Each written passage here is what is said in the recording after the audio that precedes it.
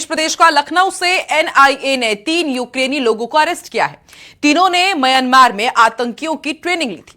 इनके संबंध में अब अंतर्राष्ट्रीय ड्रोन आतंकी नेटवर्क से भी बताए जा रहे हैं। एनआईए से जुड़े नेटवर्क से जुड़े 4 और आरोपियों को दिल्ली और कोलकाता से भी गिरफ्तार किया गया है। इनमें एक अमेरिकी नागरिक भी शामिल है। आरोप यह है कि ये सभी मिलकर भारत के खिलाफ एक बड़ी आतंकी साजिश रच रहे थे। देखिए ये रिपोर्ट।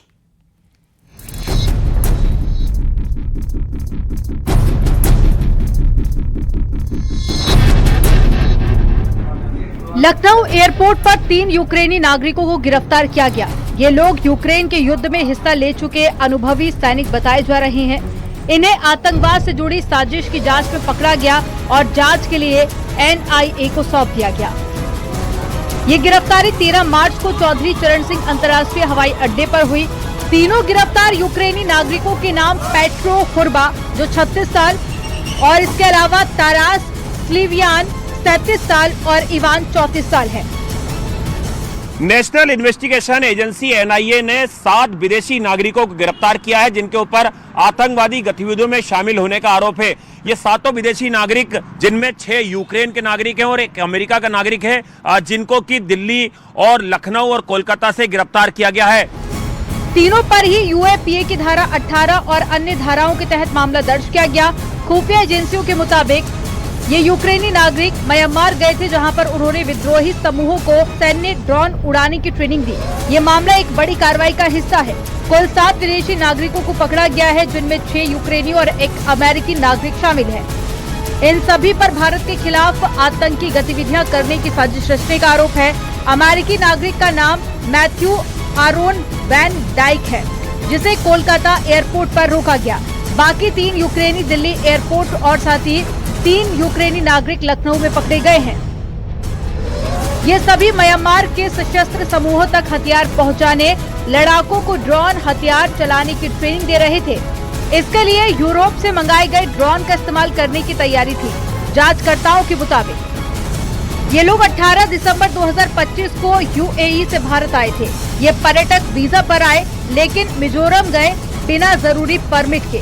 वहां से वे म्यांमार के चिन राज्य में चले गए जहां पर विद्रोहियों को ड्रोन ट्रेनिंग दी थी। एनआईए का कहना है कि ये लोग भारत के खिलाफ आतंकवादी साजिश रच रहे थे और ये गिरफ्तारियां एक बड़े अंतर्राष्ट्रीय नेटवर्क को तोड़ने की कोशिश का हिस्सा है। इनकी कस्टडी 27 मार्च तक बढ़ाई गई है और जांच जारी है।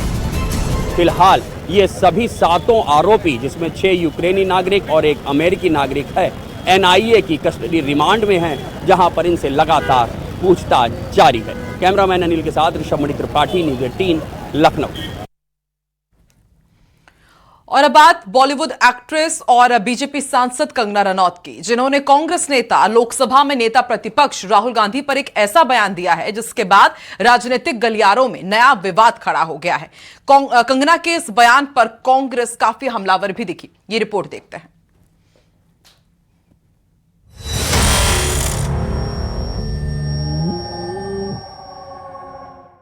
संसद की कार्यवाही के बीच एक बार फिर राजनीतिक बयानबाजी तेज हो गई है। बीजेपी सांसद कंगना रनौत ने कांग्रेस नेता राहुल गांधी के संसद में व्यवहार पर गंभीर आरोप लगाए। कंगना ने मीडिया से बातचीत में राहुल गांधी को टपोरी कह दिया। हम महिलाओं को बहुत ज्यादा उनको देखकर जो है अनकंफर्टेबल भी फील होता है, क्योंकि एकदम जैसे टपोरी की तरह वो आते हैं और किसी को भी तू ऐसे करके तू तड़ाक करते हैं। ऐसे कोई इंटरव्यू दे रहा हो तो उनको वो एक तरह शूटिंग कॉल्स करते हैं, आजा आजा मेरे साथ, तो I am telling you it is very uncomfortable the way he conducts himself. He should see his sister.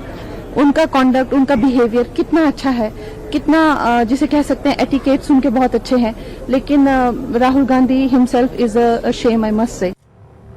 ये बयान ऐसे समय में आया है जब राहुल गांधी के संसद परिसर में चाय बिस्किट खाने के वीडियो को लेकर पहले से ही विवाद चल रहा है। अब कंगना के इस तीखे बयान पर कांग्रेस भी हमलावर है। ये बयान जो दिया गया है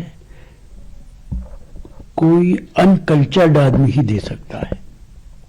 इस तरीके की भाषा राजनीति में इस्तेमाल नहीं की जाती है। अब कंगना जी कह रही है हमें सहज महसूस करती हूँ राहुल गांधी जी को लेकर। देखिए, मैंने राहुल गांधी जी के साथ 10 साल काम किया है और हो सकता है मेरी राह अलग हो गई हो, पर मैंने उनका महिलाओं का सम्मान और महिला के प्रति commitment in terms of their development मैंने देखा है। कौन कितनी घटिया बात कर सकता है, कौन कितनी बेहुदे वक्तव्य दे सकता है, कौन भद्दी टिप्पणियां कर सकता है, एक होड़ लगी हुई है भारतीय जनता पार्टी में। वैसे भी कंगना जी पहले से ही उलझलूल बातें करती आई थी, अब वो भी उस रेस में शामिल है तो वो और ज्यादा उलझलूल बातें कर रही हैं। विपक्ष के नेता राहुल गांधी के व्यवहार को लेकर कंगना के इस बयान पर संसद की गरिमा और राजनीतिक शिष्टाचार वाली नई बहस छिड़ गई है। क्या ये बयानबाजी राजनीतिक रणनीति का हिस्सा है या व्यक्तिगत मामला? Bureau report, news 18। यूपी की राजनीति में एक बार फिर राज्यसभा चुनाव की सरगर्मियां तेज हो गई है। नवंबर में उत्तर प्रदेश से 10 राज्यसभा सीटें खाली हो रही हैं, जहां बीजेपी की 9 और सपा के 1 सांसद रिटायर हो रहे हैं। मौजूदा विधानसभा संख्या बल के आधार पर बीजेपी को 8 और सपा को 2 सीटें मिलने का अनुमान है, लेकिन बागी विधायकों की भूमिका निर्णायक हो सकती है। क्या है समीकरण राज्यसभा चुनाव को लेकर, देखिए इस रिपोर्ट में।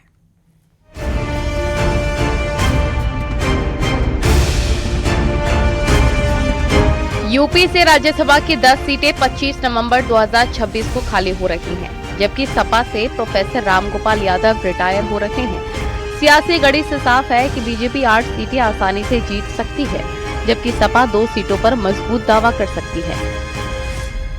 इस चुनाव पे सबकी निगाह रहेगी, क्योंकि पिछली बार जब चुनाव हुए थे उस समय समाजवादी पार्टी के कुछ विधायक बागी हो गए थे, और ये जो राज्यसभा का चुनाव है ये उत्तर प्रदेश के 2027 के विधानसभा आम चुनाव के ठीक पहले राज्यसभा का चुनाव होगा, तो ये बहुत महत्वपूर्ण है। ये दोनों दलों के विधायकों के लिए काफी सेंसिटिव होगा। 2024 के राज्यसभा चुनाव में भी बागी विधायकों के कारण सपा को नुकसान हुआ था। उस समय बीजेपी ने 8 और सपा ने 2 सीटें जीती।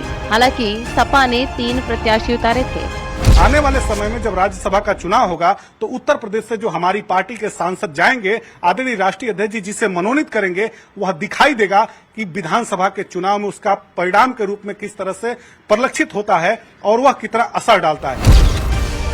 राज्यसभा की ये 10 सीटें सिर्फ संसद तक ही नहीं बल्कि यूपी की सियासी जमीन को भी परखेंगी।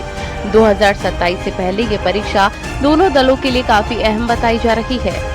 हालांकि 2027 के विधानसभा चुनाव से ठीक पहले होने वाला राज्यसभा का चुनाव न सिर्फ राज्य में सियासी गर्मियां तेज करेगा, बल्कि इस बात को भी तय करेगा कि आखिर कौन विधायक किस तरह से क्रॉस वोटिंग की तैयारी कर रहा है।